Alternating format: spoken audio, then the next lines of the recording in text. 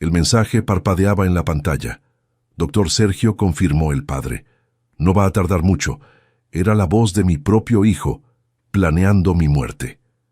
En ese momento sentí el peso de mis 73 años duplicarse sobre mis hombros, mientras el celular olvidado en mi sillón revelaba la más cruel de las traiciones. Me llamo Álvaro Nogueira, tengo 73 años, soy jubilado del Registro Público de la Propiedad de la Ciudad de México, donde trabajé por más de 4 décadas. Vivo solo en un departamento sencillo pero cómodo en la Colonia del Valle, después de que mi Cecilia partió hace 6 años. Fue en ese mismo sillón donde encontré el celular que ella acostumbraba a sentarse para ver las telenovelas. La vida tiene esas ironías, ¿verdad? El lugar donde encontraba consuelo se transformó en el escenario de la mayor traición de mi existencia. Si te está gustando esta historia, dale like y suscríbete al canal. Deja en los comentarios de dónde nos estás viendo y qué hora es cuando estás viendo. Todos los días hay historia nueva aquí en este canal. Es bueno saber que hay gente escuchándome de todos los rincones de México y América Latina. Hace que este viejo se sienta menos solo en esta travesía. Trabajé toda la vida con documentos, testamentos, poderes notariales. Vi de todo en ese registro público. Familias peleando por herencias. Hermanos que no se hablaban desde hacía décadas, apareciendo después de que el padre moría. Esposas descubriendo que el marido tenía otra familia. Pensé que nada más me sorprendería. ¿Cómo me equivoqué? Pasé la vida lidiando con lo peor de otros, pero nunca imaginé que el golpe más duro vendría de mi propia sangre, del hijo que crié con tanto sacrificio después de quedar viudo. Aquel domingo comenzó como cualquier otro. El café de olla en la estufa, los bolillos que yo mismo aprendí a calentar cuando mi Cecilia se enfermó, el periódico en la mesa, hasta que sonó el timbre y la voz de mi hijo Bruno resonó por el corredor. «Papá, vine a tomar un café con usted». Si hubiera sabido lo que esa visita inesperada escondía, tal vez habría fingido no estar en casa. Pero uno nunca espera que la muerte pueda llegar por las manos de quien le dio la vida, ¿verdad? Quiero contarles cómo descubrí que mi propio hijo planeaba enterrarme antes de tiempo y cómo usé todo lo que aprendí en mis años del registro público para garantizar que se hiciera justicia, porque hay ciertos crímenes que ni la sangre puede perdonar. Nací en Xochimilco, en una casa sencilla cerca de los canales. Mi padre era trajinero, llevaba gente y mercancía de un lado a otro en su trajinera, como llamábamos cariñosamente a esas embarcaciones. Fue de él que heredé el respeto por los documentos. Papel firmado es compromiso sagrado, mijo, me decía. Aprendí temprano que la palabra vale oro, pero lo que está en el papel vale diamantes.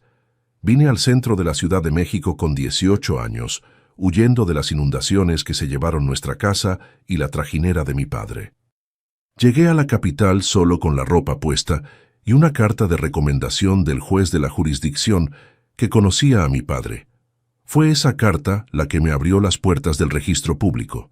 Comencé como mensajero, entregando documentos por toda la ciudad. Estudiaba en la nocturna en la preparatoria abierta. Poco a poco fui subiendo, auxiliar administrativo, escribiente, hasta llegar a oficial registrador. Pasé 42 años en ese mismo registro, conociendo historias, secretos y mentiras de las familias más importantes de la Ciudad de México. Mi rutina era sencilla. Despertaba a las 5 de la mañana. Aún después de jubilarme, ese hábito se quedó. Tomaba mi café de olla, agarraba el metro hasta el centro y a las 7 ya estaba con las mangas arremangadas, organizando los libros de registro. Me gustaba llegar antes que todos, sentir el olor de los papeles, la quietud antes de que comenzara la confusión del día. Atendíamos de todo, escrituras de inmuebles, poderes notariales, autenticaciones, reconocimiento de firmas, testamentos. Era una responsabilidad muy grande. Un error mío podía causar problemas serios en la vida de otros. Fue en el registro que conocí a mi Cecilia. Ella trabajaba en los juzgados del otro lado de la calle. Era asistente de un juez. Todos los viernes venía a traer documentos para registrar. Noté que siempre llegaba al final del horario, cuando teníamos menos movimiento. Un día me armé de valor y la invité a tomar un café. Nos casamos 6 meses después, en 1975. Era una mujer fuerte, decidida, me enseñó a ser más firme. Álvaro, no puedes dejar que todo mundo te pase por encima solo porque eres educado, me decía. Nuestro Bruno nació en 1982, después de casi 7 años tratando de tener un hijo. Fue una alegría inmensa. Trabajé doble para darle lo que nunca tuve. Escuela particular, curso de inglés, universidad de administración. Diferente a mí, que tuve que chingarle mucho para conseguir estudiar derecho en la nocturna mientras trabajaba de día. Quería que mi hijo lo tuviera todo más fácil. Tal vez ese fue mi error. Cecilia siempre fue más estricta con el muchacho. Estás consintiendo demasiado a ese niño, Álvaro. Necesita aprender el valor de las cosas, me advertía, pero yo no podía negarle nada a mi único hijo. Cuando quiso un carro a los 18 años, vendí un terreno que tenía en Tlalpan para comprárselo. Cuando decidió abrir una empresa después de la universidad, hipotequé este departamento para conseguir el capital inicial. Y cuando su negocio quebró la primera vez, usé mi jubilación para cubrir las deudas. Construí nuestro patrimonio peso a peso, sudando la gota gorda. Además de este departamento en Del Valle, logré comprar una casita en Tepoztlán, donde pasábamos los fines de semana, y tenía algunos ahorros guardados. No era rico, pero tenía suficiente para vivir tranquilo en la vejez y todavía dejar algo para Bruno. Cecilia siempre fue económica, guardaba cada peso. Fue ella quien insistió en comprar un seguro de vida considerable. Es para garantizar tu futuro por si me voy primero, decía como si adivinara lo que pasaría. Cuando a Cecilia le diagnosticaron esclerosis lateral amiotrófica, nuestra vida se volteó. Una enfermedad terrible que va paralizando el cuerpo poco a poco, pero mantiene la mente intacta. La cuidé en casa por 4 años. Bruno aparecía de vez en cuando, siempre con prisa, siempre pidiendo dinero para algún nuevo negocio. Fue en esa época que conoció a Marcia, hija del doctor Sergio, un abogado conocido en el medio jurídico por tomar casos, digamos, complicados. Recuerdo el día en que Bruno trajo a la familia de la novia para conocernos. Cecilia ya estaba en silla de ruedas. Casi no podía hablar. Doctor Sergio me miró de arriba abajo, como si estuviera evaluando cuánto yo valía. No me gustó desde el primer momento. Tenía esa manera de abogado que conocí muy bien en mis años del registro público, el tipo que busca huecos en la ley para beneficiar a quien paga más. Marcia parecía una muchacha sencilla, pero vi en sus ojos el mismo brillo ambicioso del padre. Después de que Cecilia falleció en 2019, noté un cambio en Bruno. Empezó a aparecer más. Preguntaba sobre mis medicinas, sobre cómo me estaba sintiendo. Al principio, pensé que era la madurez llegando, que finalmente había entendido la importancia de la familia. Ni sabía que eran las primeras señales de lo que estaba por venir. Sus visitas siempre terminaban con alguna petición de dinero o con sugerencias de que reorganizara mi patrimonio. Llegó a mencionar varias veces que debería vender la casita. «Papá, usted ya no tiene edad para estar cuidando ese lugar. Vamos a venderlo y poner el dinero a trabajar», decía. Yo me resistía. Ese pedacito de tierra era más que una inversión. Era donde guardaba los mejores recuerdos con Cecilia. Fue por esa época que Sergio, el suegro de Bruno, supuestamente falleció. Recuerdo que me pareció extraño que no hubiera velorio, apenas una ceremonia rápida con el ataúd cerrado. Bruno explicó que el suegro había dejado esa petición, que no quería despedidas. En ese momento no cuestioné. Ahora entiendo por qué. Los problemas empezaron a aparecer de verdad unos 3 meses después del fallecimiento del doctor Sergio. Bruno intensificó las visitas, siempre los domingos, siempre con esa conversación mansa sobre cuidar mi futuro. En una de esas visitas, trajo unos papeles. «Papá, es solo un poder para que yo pueda cuidar sus cosas en caso de que usted se enferme. Usted más que nadie sabe lo importante que es tener estos documentos en orden». Miré esos papeles y sentí un apretón en el pecho. Trabajé décadas con documentos. Sabía reconocer cuando algo no olía bien.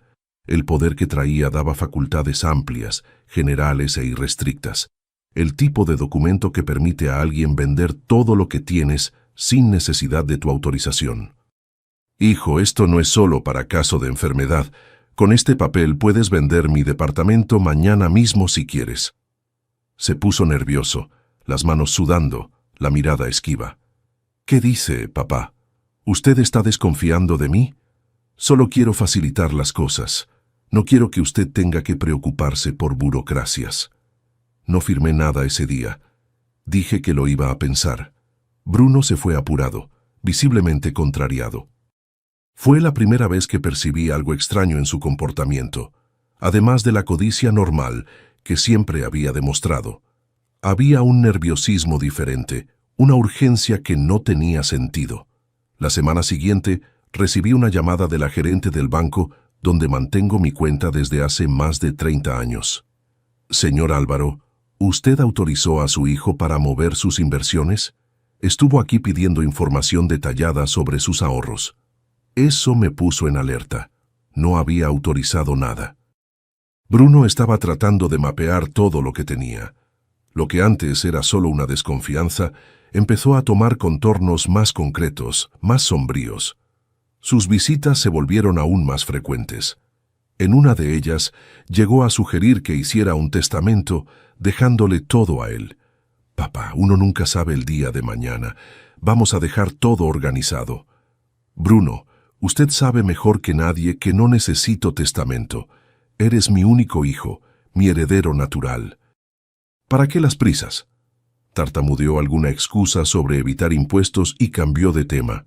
Pero toda esa prisa empezó a molestarme profundamente. Fue cuando empecé a prestar más atención, a observar los detalles, las miradas que intercambiaba con su esposa cuando pensaban que yo no estaba viendo. Un domingo hace cerca de 3 meses, Bruno apareció solo, sin Marcia. Estaba diferente, más ansioso que lo normal. Dijo que quería hablar sobre el futuro. Preparé café, nos sentamos en la sala. Se quedó checando el celular todo el tiempo, como si esperara algún mensaje importante. Papá ya pensó en vender este departamento e irse a un lugar más pequeño, tal vez una casa de retiro. El doctor dijo que usted no debería vivir solo con esos problemas de salud. Eso me sorprendió. ¿Qué doctor, Bruno? Me hice el chequeo el mes pasado y estoy excelente para mi edad. Se puso incómodo. Pensé que usted había ido al cardiólogo. Marcia comentó que usted tenía la presión alta. Me di cuenta inmediatamente de que era mentira.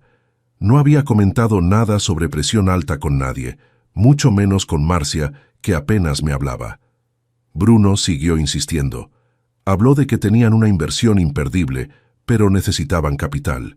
Dijo que podía adelantarle mi herencia, que eso facilitaría las cosas para todos. Respondí que estaba bien donde estaba, que no pensaba vender nada y que cualquier dinero que necesitara tendría que esperar a que yo estirara la pata. Usé esa expresión a propósito para ver su reacción. Noté un brillo extraño en los ojos de mi hijo, como si esa idea no fuera tan desagradable. Después de casi 2 horas de conversación que no llevaba a ningún lado, Bruno recibió una llamada y dijo que necesitaba salir urgentemente. Se fue apurado, tan apurado que se olvidó el celular en el brazo del sillón. No soy de meter mano en las cosas ajenas, nunca lo fui. Cecilia siempre decía que yo era honesto hasta de más, pero algo en ese celular olvidado me llamó. Tal vez fue intuición de padre, tal vez fueron los años lidiando con documentos falsos y personas malintencionadas en el registro público. El caso es que 5 minutos después de que Bruno se fuera, ese celular empezó a vibrar. Miré la pantalla iluminada. Era un mensaje de WhatsApp. El nombre que aparecía hizo que se me helara la sangre. Doctor Sergio. El mismo Sergio que supuestamente había muerto 2 años antes. El mensaje estaba parcialmente visible. Bruno, necesitamos finalizar este asunto de tu padre. Con las manos temblando, desbloqueé el celular. Gracias a Dios, Bruno no usaba contraseña, solo el reconocimiento facial. Abrí la conversación y lo que vi ahí destruyó cualquier duda que pudiera tener. Era un historial completo, emails, mensajes, Audios. Bruno y el suegro, que obviamente no estaba muerto, conversaban desde hacía por lo menos 3 años con un abogado llamado Renato sobre la transferencia de bienes en caso de mi muerte natural. Hablaban de mi seguro de vida, que no era poca cosa. Cecilia había insistido en un valor alto. Discutían cómo Bruno podría firmar documentos en mi nombre. Mencionaban la venta de la casita en Tepoztlán y de este departamento en Del Valle. Lo más impactante vino en un audio enviado por Bruno la semana anterior. Su voz, la voz de mi único hijo, decía con frialdad: «Está débil, no va a durar mucho. Cuando se muera, hacemos que parezca natural. El plan es perfecto.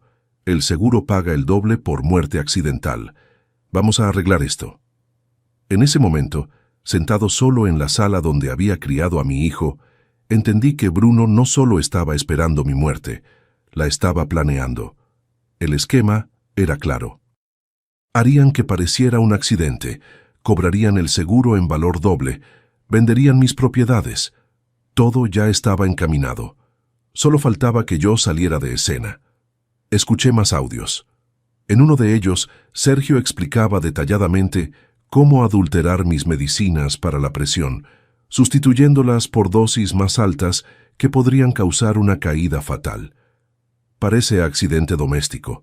Pasa todo el tiempo con ancianos que viven solos, decía. Fue como recibir un balazo en el pecho.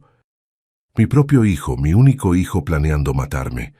El niño que sostuve en mis brazos cuando nació, a quien le di todo lo que podía y no podía, por quien sacrifiqué sueños, por quien trabajé doble. Ese mismo niño ahora calculaba fríamente cuánto valía mi vida, cuánto dinero recibiría cuando yo partiera.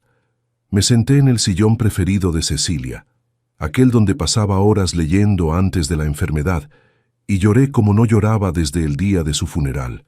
Lloré de tristeza, de rabia, de decepción. Pensé en confrontarlo cuando regresara, en gritarle, en echarlo de mi vida. Pero años lidiando con documentos y fraudes en el registro público me enseñaron una lección valiosa.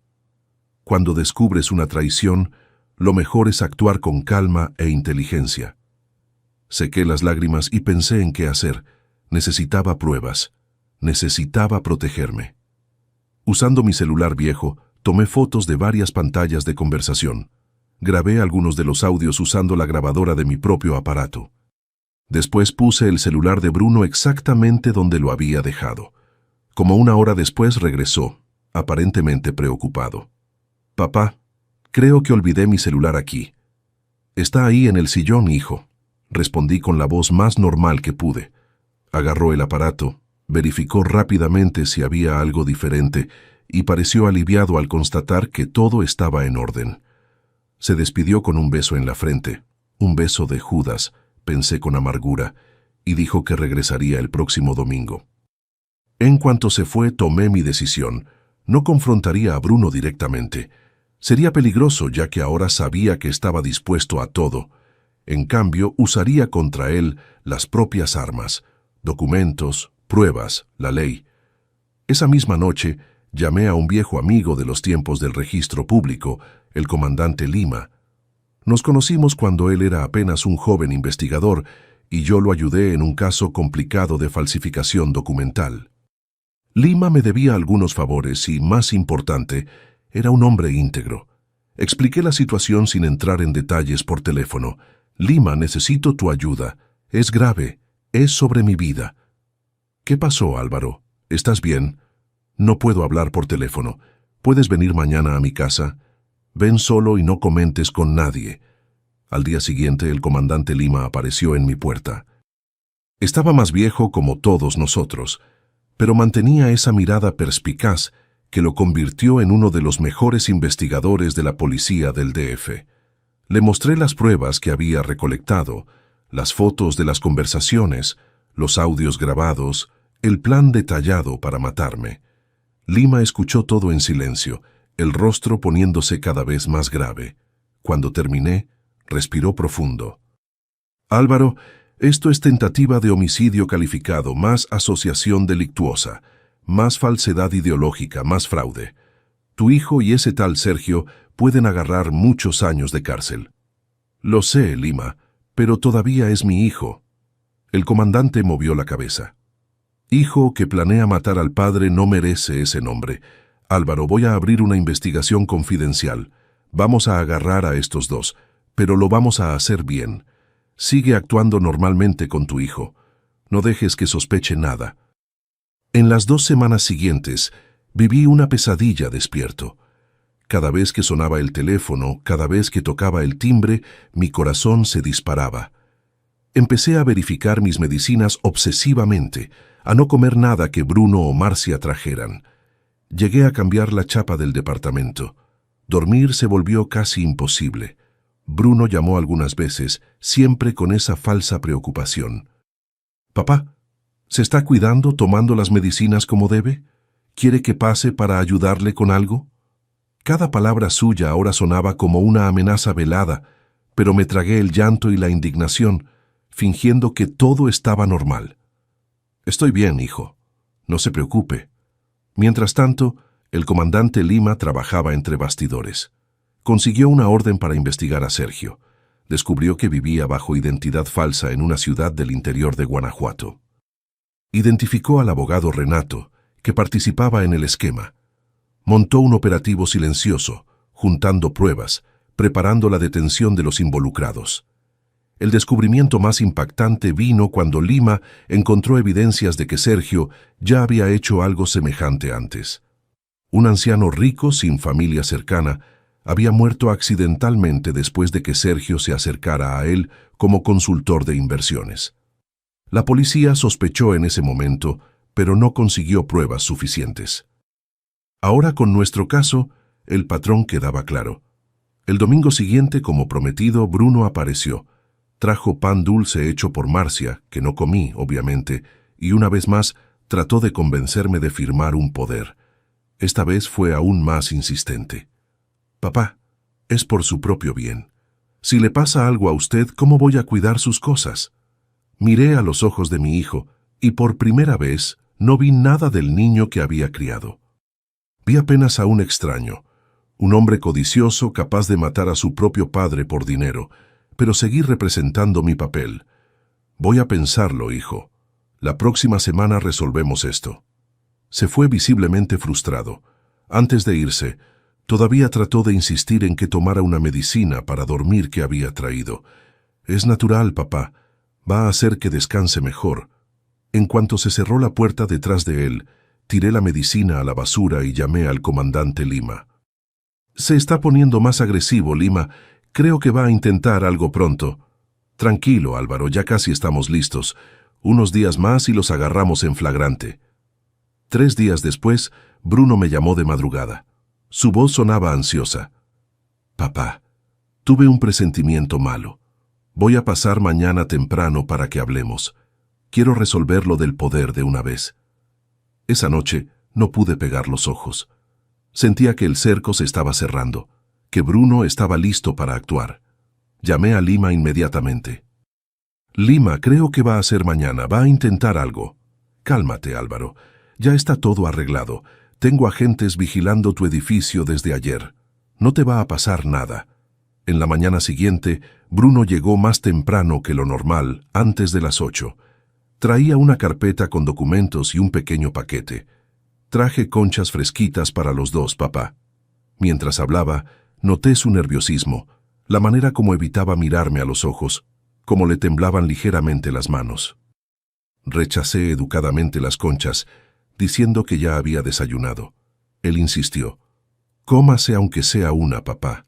Las agarré en la panadería que más le gusta». «No, gracias, hijo. No tengo hambre». La frustración cruzó su rostro por un instante. Después, como si se hubiera acordado de algo, agarró la carpeta de documentos. «Papá, traje el poder.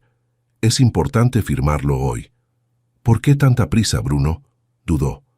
Después disparó una mentira ensayada.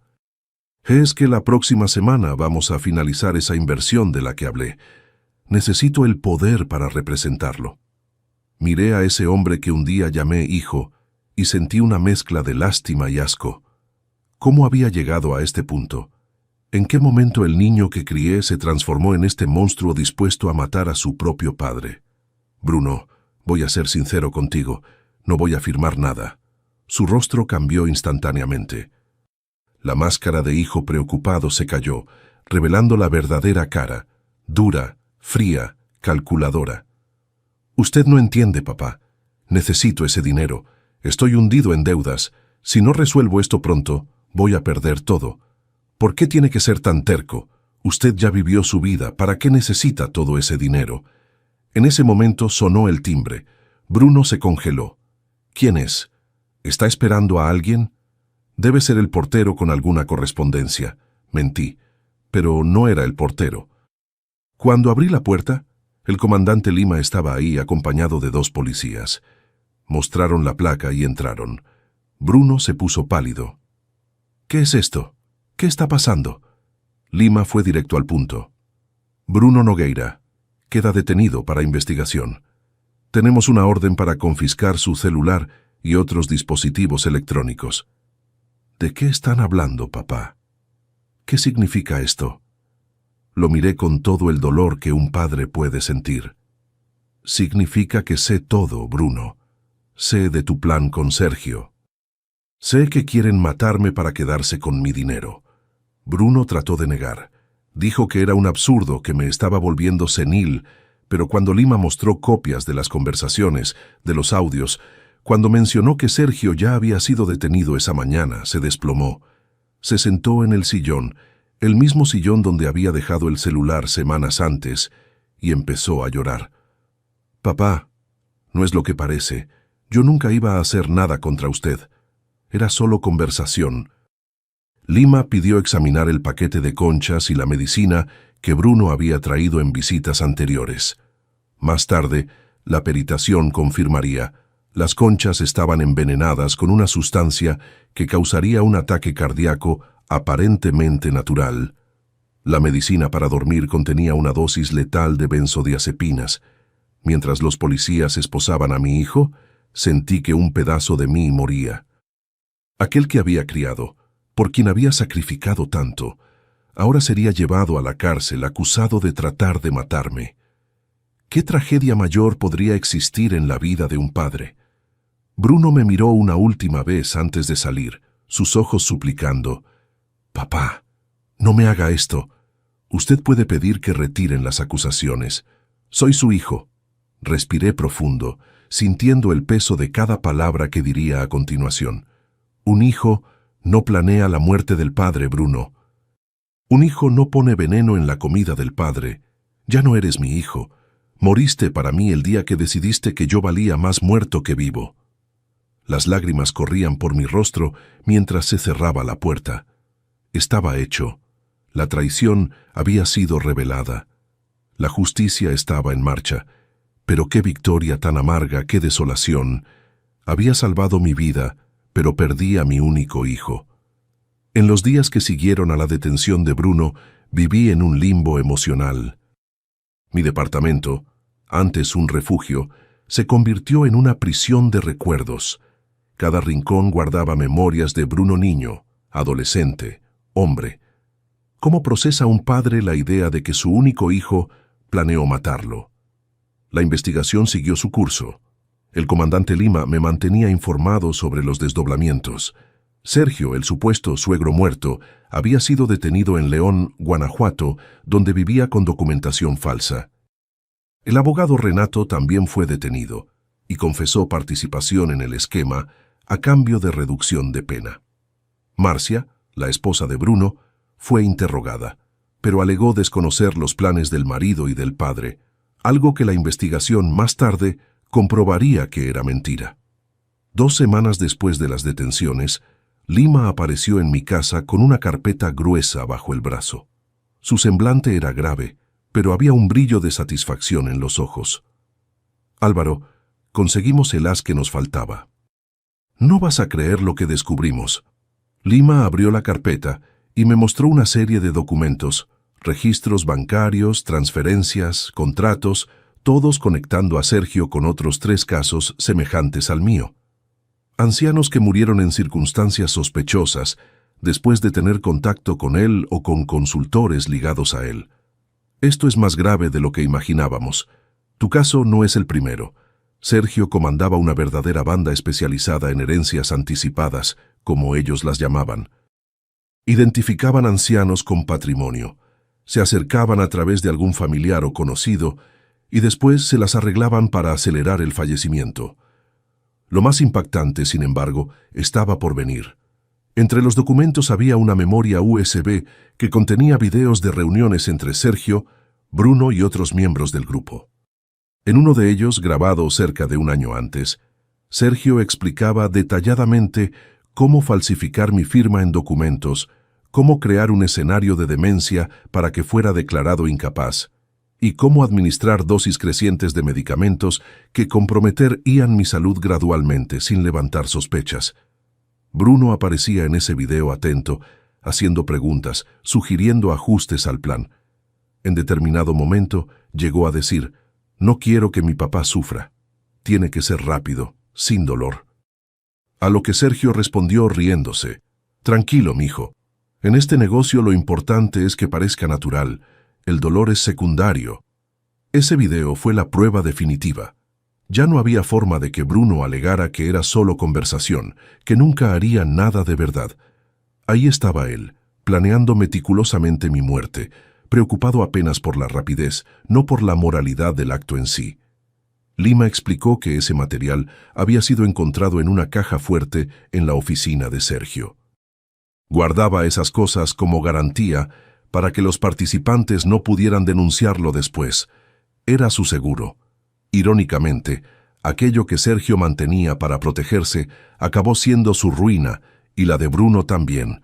Con estas nuevas evidencias, el caso ganó proporciones mayores. El Ministerio Público presentó denuncia por tentativa de homicidio calificado, asociación delictuosa, falsedad ideológica, fraude y más una serie de delitos. Ya no había posibilidad de fianza o de responder en libertad. Lima sugirió que contratara un abogado para representarme como víctima en el proceso. «Vas a necesitar a alguien bueno, Álvaro. Esto puede alargarse por años». Seguí su consejo y contraté a la doctora Marta Campos, una abogada penalista recomendada por él. Marta había trabajado en el Ministerio Público antes de abrir su despacho. Conocía bien los entresijos de la justicia penal. En nuestra primera reunión fue directa: «Señor Álvaro, tengo que ser sincera. Casos que involucran familia son siempre los más difíciles emocionalmente hablando. Su hijo va a intentar todos los recursos posibles para disminuir la pena. Va a alegar que fue influenciado por el suegro. Va a decir que nunca tuvo intención real de hacerle daño. Va a jugar sucio. ¿Está preparado para eso?». Respiré profundo antes de responder: «Doctora Marta, perdí a mi hijo el día que descubrí esos mensajes. Lo que va a juicio ahora es apenas el cuerpo de alguien que ya no reconozco más como parte de mi familia. Estoy preparado». La audiencia de instrucción fue programada para 2 meses después. En ese periodo recibí 2 peticiones de Bruno para visitarlo en la prisión. Rechacé ambas. No tenía fuerzas para enfrentarlo, para escuchar sus disculpas, o peor aún sus acusaciones, porque conocía a mi hijo, o creía que lo conocía, y sabía que acorralado atacaría. Probablemente me culparía de alguna forma. Diría que fui un padre ausente, que nunca le di atención suficiente, que la presión por el éxito lo llevó a extremos. Mentiras que no necesitaba escuchar. En la semana anterior a la audiencia recibí una carta de Bruno. Pensé en tirarla sin leerla, pero algo, tal vez el último vestigio del amor paternal, me lo impidió. La carta era corta: «Papá, sé que no merezco su perdón. Lo que hice no tiene disculpa». Estaba desesperado, endeudado hasta el cuello, amenazado por prestamistas. Sergio apareció como una salvación, pero era el diablo disfrazado. Me manipuló, me mostró un camino fácil cuando no vi salida. Sé que esto no lo justifica. Nada lo justifica. Solo quiero que sepa que me arrepiento profundamente y que si pudiera regresar el tiempo, escogería la ruina financiera 1000 veces antes de traicionarlo de esta forma. No le pido que retire las acusaciones. Merezco pagar por lo que hice. Solo le pido que trate un día de recordar al hijo que fui antes de convertirme en este monstruo que soy hoy. Con vergüenza y arrepentimiento, Bruno. Leí y releí esas palabras, tratando de encontrar sinceridad entre las líneas. ¿Sería verdadero arrepentimiento o apenas otra manipulación más? Bruno siempre había tenido el don de la palabra, siempre supo conmover a las personas.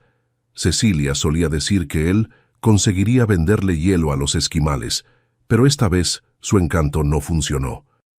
La herida era demasiado profunda, la traición demasiado completa. Guardé la carta en un cajón y me preparé para el enfrentamiento que vendría en la audiencia. Marta me había alertado. Sería un día difícil. Tendría que revivir cada detalle de la conspiración, mirar a los ojos de Bruno y Sergio y sostener mi versión ante abogados que tratarían de todo para desacreditarme. El día de la audiencia, llegué al juzgado con el corazón pesado. El lugar me era familiar. ¿Cuántas veces no había estado ahí por trabajo, cargando documentos para autenticar, testigos para reconocimiento de firma? Pero nunca imaginé que un día estaría ahí como víctima, y mucho menos que mi propio hijo sería el acusado. La sala de audiencias estaba llena. Casos como este, que involucran conspiraciones familiares, siempre atraen atención. Vi reporteros en el pasillo, personas cuchicheando mientras pasaba. Lima me había alertado que el caso había ganado notoriedad en la prensa local, el registrador y el hijo ingrato. Así se referían los periódicos a nuestra tragedia. Cuando entré a la sala, vi a Bruno sentado al lado de su abogado. Estaba más delgado, pálido, con ojeras profundas. Nuestras miradas se cruzaron por un instante. Vi algo en sus ojos. Vergüenza, tal vez, antes de que desviara la mirada al suelo. Sergio estaba en la misma sala, pero separado de Bruno. Diferente a mi hijo, mantenía una postura arrogante, casi desdeñosa. Era la primera vez que lo veía desde la falsa noticia de su muerte. El juez entró y la sesión comenzó. Uno a uno, los involucrados fueron escuchados. Primero los investigadores, después los testigos, incluyendo el perito que confirmó el veneno en las conchas y en la medicina. Cuando llegó mi turno, subí al estrado con las piernas temblorosas, pero la voz firme. Conté todo desde el inicio. Las visitas insistentes de Bruno, el descubrimiento del celular, las evidencias del plan macabro. Mientras hablaba, observaba el rostro de mi hijo. A cada detalle revelado, parecía marchitarse más, como si cada palabra fuera un golpe físico. El abogado de Bruno trató, como previsto, de disminuir la gravedad de los hechos. Alegó que mi hijo estaba bajo fuerte influencia de Sergio, que nunca habría tenido la capacidad de ejecutar tal plan solo, que todo no pasaba de conversación sin intención real. Fue cuando la fiscal, una mujer joven pero de mirada perspicaz, presentó el video encontrado en la caja fuerte de Sergio. Toda la sala vio en silencio, mientras Bruno, en la grabación, discutía metódicamente cómo matarme sin levantar sospechas. El contraste entre aquel Bruno del video, calculador, frío, y el Bruno ahora sentado en el banquillo de los acusados, cabeza baja, destruido, era gritante. Después del video, el abogado de Bruno ya no tenía mucho que alegar. Cambió de estrategia, apelando a la emoción, hablando sobre la presión de las deudas, la manipulación de Sergio, pidiendo clemencia. La defensa de Sergio fue más agresiva. Su abogado trató de echarle toda la culpa a Bruno, alegando que Sergio apenas discutía posibilidades hipotéticas y que nunca hubo intención real de crimen. Llegó al absurdo de sugerir que yo estaba inventando parte de la historia por resentimiento contra mi hijo. Fue cuando la fiscal presentó los otros casos ligados a Sergio, los otros ancianos que habían muerto en circunstancias sospechosas. La audiencia duró todo el día. Al final, el juez decretó que ambos continuarían presos durante el proceso y programó la fecha para el juicio final para 2 meses después. Al salir de la sala, exhausto emocional y físicamente, fui abordado por la fiscal. Me tomó del brazo y dijo en voz baja: «Señor Álvaro, quiero que sepa que vamos a pedir la pena máxima. Lo que su hijo y ese Sergio hicieron no tiene disculpa. Usted fue muy valiente hoy. Agradecí con un movimiento de cabeza, sin poder hablar más. En ese momento el comandante Lima se acercó, acompañado de un hombre que reconocí inmediatamente. Era el juez Carlos Drummond, un viejo conocido de los tiempos del registro público. «Álvaro, ¿cuánto tiempo?», dijo el juez, estrechando mi mano. «Lamento profundamente que nos estemos reencontrando en estas circunstancias». Conversamos brevemente. El juez Drummond no estaba involucrado en mi caso. Sería conflicto de intereses dada nuestra antigua amistad, pero hacía cuestión de ofrecerme apoyo. Fue él quien sugirió, antes de despedirnos: «Álvaro, sé que es difícil, pero el juez del caso probablemente va a preguntar si quiere hablar con su hijo antes de la sentencia. Piense bien en lo que va a responder». En las semanas que siguieron, esa cuestión no salió de mi cabeza. ¿Quería ver a Bruno una última vez antes del juicio? ¿Había algo que decir que pudiera hacer alguna diferencia para cualquiera de nosotros? La respuesta vino de forma inesperada, 2 semanas antes del juicio. Recibí una llamada del comandante Lima, la voz urgente. «Álvaro, pasó algo. Sergio intentó suicidarse en la prisión. No lo logró. Está bajo vigilancia ahora, pero antes de intentarlo, escribió una confesión completa. Asumió toda la responsabilidad. Dijo que manipuló a Bruno desde el inicio, que amenazó la vida de Marcia si él no cooperaba. Sentí que el suelo se desvanecía bajo mis pies». «¿Tú crees eso, Lima?». Hubo una pausa del otro lado de la línea. «Sinceramente, es demasiado conveniente. Creo que es otra manipulación más. Sabe que va a agarrar una pena pesada y está tratando de proteger a su hija y, de paso, reducir la pena de Bruno, echándose toda la culpa encima. Pero el hecho es que esto puede cambiar el rumbo del juicio». La noticia me dejó aturdido. ¿Sería posible que Bruno hubiera sido realmente coaccionado, que no hubiera actuado por codicia, sino por miedo? Una parte de mí, aquella que todavía se aferraba a la imagen del hijo que amé, quería creer. Otra parte, la que vio el video, que leyó los mensajes, que escuchó los audios, sabía que no era tan simple. Al día siguiente recibí otra llamada, esta vez de la doctora Marta. «Señor Álvaro, la defensa de Bruno presentó una petición para que usted lo visite en la prisión. Alega que él tiene información importante sobre el caso que solo quiere revelar personalmente a usted. El juez autorizó, pero obviamente usted no está obligado a ir. Después de mucho reflexionar, decidí que iría. No por Bruno, sino por mí mismo. Necesitaba mirarlo a los ojos una última vez. Necesitaba encontrar algún tipo de respuesta para la pregunta que me atormentaba día y noche. ¿Por qué? ¿Por qué mi hijo, mi único hijo, había conspirado contra mí de esa forma? La visita fue programada para la semana siguiente. El día, llegué al penal con el corazón saltando. Lima había insistido en acompañarme. Esperaría afuera. «Cualquier cosa, solo grita», me aseguró. La sala de visitas era pequeña, con apenas una mesa y 2 sillas. Las paredes grises, el olor a desinfectante barato, la luz tenue, todo contribuía a la atmósfera deprimente. Me senté y esperé. Cuando Bruno entró, tuve dificultad para reconocerlo. 3 meses de prisión habían transformado completamente a mi hijo. Estaba mucho más delgado, el cabello empezando a encanecer en las sienes, a pesar de tener apenas 42 años. Sus ojos, antes vivos y brillantes, ahora parecían opacos, sin vida. Se sentó frente a mí, las manos esposadas reposando sobre la mesa. Por algunos instantes ninguno de nosotros habló. El silencio pesado, cargado de décadas de historia, de amor y ahora de traición. Fue Bruno quien rompió el silencio, la voz ronca, como si no la usara desde hacía mucho tiempo. «Papá, gracias por venir». No respondí de inmediato. Miraba a ese hombre frente a mí y trataba de reconciliar su imagen con la del niño que un día había sido mi hijo. «¿Qué quieres, Bruno? La doctora Marta dijo que tenías información importante». Suspiró profundamente. «Sí tengo, pero antes necesito que sepa que estoy arrepentido, profundamente arrepentido». ¿Arrepentido de haber planeado matarme o de haber sido atrapado? Pregunté con la voz más dura de lo que pretendía. Bruno bajó los ojos. Merezco eso.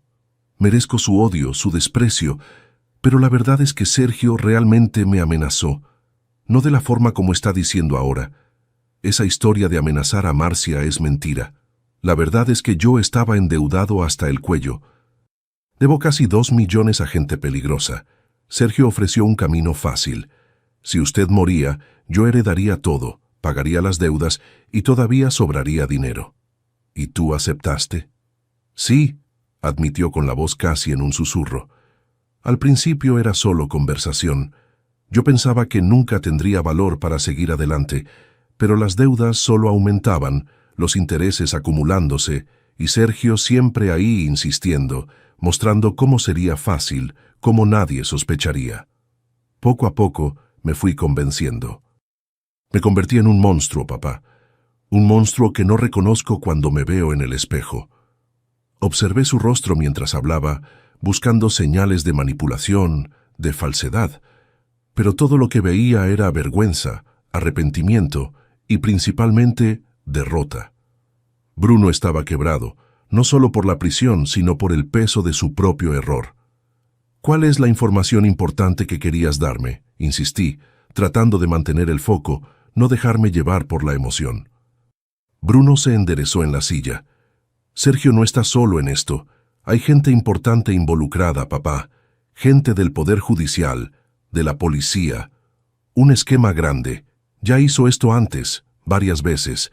Y hay una memoria USB con todos los nombres, todas las pruebas. Está escondida en la casa de Marcia, dentro del plafón de nuestro closet. Ella no sabe. Nadie sabe, solo yo. Sergio me contó cuando estaba borracho, presumiendo de cómo era intocable. Aquello tenía sentido. Lima ya había mencionado sus sospechas de que Sergio no actuaba solo, que necesitaba cómplices en posiciones estratégicas para que sus crímenes quedaran impunes por tanto tiempo. ¿Por qué me estás contando esto ahora?, cuestioné. Porque quiero hacer por lo menos una cosa correcta antes del juicio, porque sé que voy a agarrar una pena pesada y me la merezco. Porque aunque usted ya no me vea como hijo, yo todavía lo veo como papá. Las lágrimas corrían libremente por su rostro. Ahora parte de mí quería creer, quería perdonar, quería abrazarlo como en los viejos tiempos. Otra parte recordaba el video, los mensajes, el veneno en las conchas. Voy a pasarle esta información al comandante Lima, dije levantándome. Si es verdad, tal vez ayude a atrapar otros criminales. Bruno asintió secándose las lágrimas con la manga de la camisa. Papá, sé que no lo merezco, pero ¿cree que algún día va a poder perdonarme? Miré a mi hijo una última vez antes de voltearme para salir. No sé, Bruno, sinceramente no sé si algún día podré. Al salir de la sala, encontré a Lima esperando ansiosamente. Le conté sobre la memoria USB, sobre la supuesta red de cómplices. Tomó el teléfono inmediatamente. Voy a conseguir una orden ahora mismo. Si esto es verdad, Álvaro, tu hijo puede habernos dado la clave para desmantelar una organización criminal completa. Y era verdad. La memoria USB estaba exactamente donde Bruno había dicho. Contenía nombres, fechas, valores, grabaciones, un archivo completo de las actividades criminales de Sergio y sus cómplices a lo largo de más de una década. Entre los involucrados había un fiscal, 2 comandantes retirados y un juez. El escándalo explotó en los periódicos. Banda de herencia anticipada tenía brazo en el Poder Judicial. El contenido de la memoria USB no solo confirmó la extensión de los crímenes de Sergio, sino que también corroboró en parte la versión de Bruno. Había registros de amenazas, de cobranzas, mostrando que, de hecho, mi hijo estaba siendo presionado. No era una justificación. Nada justificaría planear la muerte del padre, pero era un elemento atenuante. El juicio, cuando finalmente llegó, fue más rápido de lo que esperaba. Sergio fue condenado a 30 años de prisión por múltiples tentativas de homicidio, formación de banda, fraude, falsedad ideológica y otros delitos. Bruno recibió una pena de 12 años, reducida por la colaboración con la justicia y por las circunstancias atenuantes. Cuando el juez pronunció la sentencia, miré a mi hijo.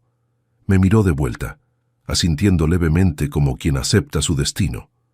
Había paz en su rostro, la paz de quien, habiendo confesado, encuentra algún tipo de redención. El juez, entonces, se dirigió a mí. Señor Álvaro Nogueira, el tribunal quisiera saber si usted desea hacer alguna declaración final. Me levanté sintiendo el peso de cada uno de mis 73 años. Miré a Bruno, a Sergio, a los abogados, al juez. Después, con la voz firme, dije las palabras que había ensayado mentalmente por semanas. Su señoría, trabajé más de 4 décadas en un registro público. Vi de todo: peleas por herencias, traiciones familiares, codicia disfrazada de amor. Pensé que nada más me sorprendería. Me equivoqué. Lo que aprendí en estos últimos meses es que no importa qué tan bien conozcas a alguien o creas que lo conoces, las personas siempre pueden sorprenderte, para bien o para mal. Hice una pausa, mirando directamente a Bruno. Mi hijo me traicionó de la peor forma posible. Planeó matarme por dinero. Eso es algo que nunca podré olvidar o completamente perdonar. Pero tampoco puedo negar que creció bajo mi responsabilidad, que sus errores son, en parte, reflejo de mis propios errores como padre. Tal vez fui demasiado permisivo. Tal vez no enseñé los valores correctos. Tal vez di cosas de más y principios de menos. Bruno bajó los ojos, lágrimas silenciosas corriendo por el rostro. No estoy pidiendo clemencia, su señoría. La ley debe cumplirse. Solo pido que el tribunal considere que en algún momento, antes de convertirse en el hombre que planeó matarme, Bruno fue un niño que amé con todo mi corazón y que, a pesar de todo, sigo amando, aunque de una forma diferente, rota, como este viejo corazón que sigue latiendo a pesar de la traición. Volví a sentarme exhausto. El juez agradeció y cerró la sesión. Mientras Bruno era llevado de vuelta a la celda, nuestras miradas se cruzaron una última vez. No había palabras necesarias. Todo ya había sido dicho. Al salir del tribunal, fui rodeado por reporteros queriendo declaraciones. Lima abrió camino para mí, apartando los micrófonos. Dejen al hombre en paz, ya pasó por demasiadas cosas. En el carro, camino a casa, el comandante preguntó: «¿Y ahora, Álvaro, qué vas a hacer?»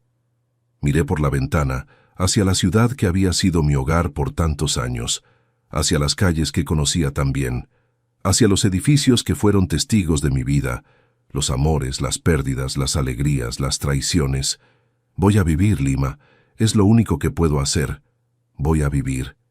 Ya han pasado casi 2 años desde el juicio. Bruno cumple condena en el reclusorio norte. Lo visito una vez al mes. Son encuentros difíciles, cargados de silencios y arrepentimientos, pero necesarios para ambos. No es perdón lo que ofrezco. Algunas heridas son demasiado profundas para cicatrizar completamente, pero es una forma de reconciliación, un reconocimiento de que, a pesar de todo, todavía existe un vínculo que ni la traición logró romper totalmente. Sergio murió en la prisión 6 meses después de la condena. Infarto, dijeron los médicos. Nadie lamentó su partida, ni siquiera la hija Marcia, que después del escándalo se mudó a otro estado, tratando de empezar de nuevo lejos de la sombra del padre. Vendí la casita en Tepoztlán. Guardaba más fantasmas que buenos recuerdos. Ahora, con parte del dinero, fundé el Instituto Cecilia Nogueira, una organización que ofrece asistencia jurídica gratuita a adultos mayores víctimas de violencia patrimonial. Lima me ayudó a estructurar todo y hoy atendemos decenas de casos por mes. Es aterrador cuántos Sergios existen por ahí, listos para explotar la vulnerabilidad de los más grandes. Mi departamento en Del Valle ya no parece tan vacío. Adopté un perro callejero, Registro. Sí, nombre extraño para un perro, pero va con nosotros. A veces, cuando estamos sentados en el balcón observando el atardecer, siento como si Cecilia estuviera ahí con nosotros, sonriendo de esa manera suya. La vida me enseñó lecciones duras. Aprendí que confiar es necesario, pero verificar es prudente. que la sangre no siempre es más espesa que el agua, que los documentos pueden ser falsificados, pero la verdad más temprano o más tarde siempre sale a la luz. Si me preguntan si valió la pena denunciar a mi propio hijo, digo que sí. No por venganza, que es un platillo que se enfría rápido y deja sabor amargo, sino por la justicia. Porque ceder al chantaje emocional, a la manipulación, sería traicionarme no solo a mí mismo, sino a todos aquellos que confían en mí ahora. Los adultos mayores que atendemos en el instituto, los amigos que me apoyaron, la memoria de Cecilia. Hoy, a los 75 años, despierto todos los días con un propósito renovado. Transformé mi dolor en acción, mi tragedia personal en ayuda para otros. Tal vez ese sea el verdadero sentido de la vida.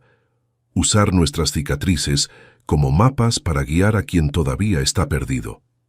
Bruno sabrá pronto que reservé una parte de mi patrimonio para cuando salga de la prisión. No es mucho, apenas lo suficiente para un nuevo comienzo digno. El resto ya fue destinado a quien realmente lo necesita.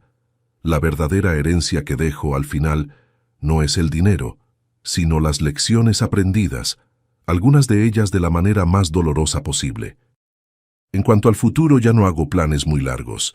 Vivo un día a la vez, agradeciendo cada amanecer, cada desayuno tranquilo, cada persona que todavía me mira con respeto. Gracias por escucharme hasta aquí. Si te gustó esta historia, dale like y suscríbete al canal. Si viste hasta el final, comenta ahí abajo la palabra dignidad. Y no dejes de ver las otras historias aquí del canal. Aquí en la pantalla hay 2 que te van a gustar. Un abrazo de este viejo.